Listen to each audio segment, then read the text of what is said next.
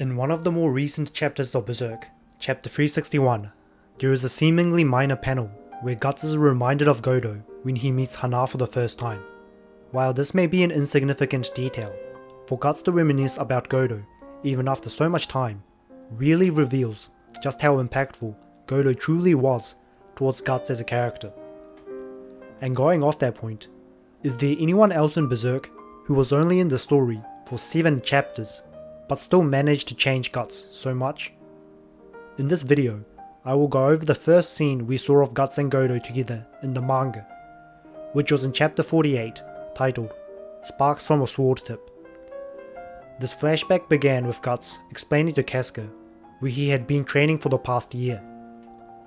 At this point in the story's timeline, Guts had left Griffith and the band to find, in his own words, something truly his own.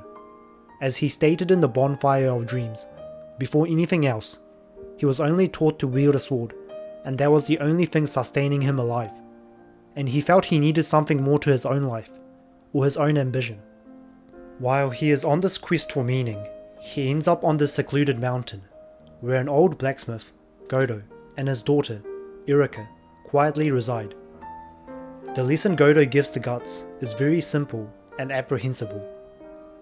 Godo is an old man who comes from a family of blacksmiths. Before he could even walk, he had a hammer in his hand, and he practiced his trade his whole life. He says himself, he doesn't even know if he likes it or dislikes it.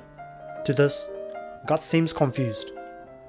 Godo goes on to explain that before he could even understand the concept of liking something, he already had the iron in front of him. He compares this to how people do not know why they exist. The straightforward statement seems to fascinate Guts, as seen from his curious expressions in the different panels. However, Godo says that there is one thing he enjoys about being a blacksmith. He says that he likes the sparks, that the sparks are nice, and that he gets engulfed in them, that it makes him feel like his own life for an instant. Later on, Guts meditates on this statement, and applies this idea into his own life and his current position. He tells himself that his sword is the only thing there is for him. When he wonders whether the sword is what a dream is to him, he says, no, it's not a clear concrete destination, like what Griffith said. It's not some lofty, glittering thing. This is when he comprehends that he is the same as Godo. Just like Godo, before he could remember anything, he had a tool in his hand.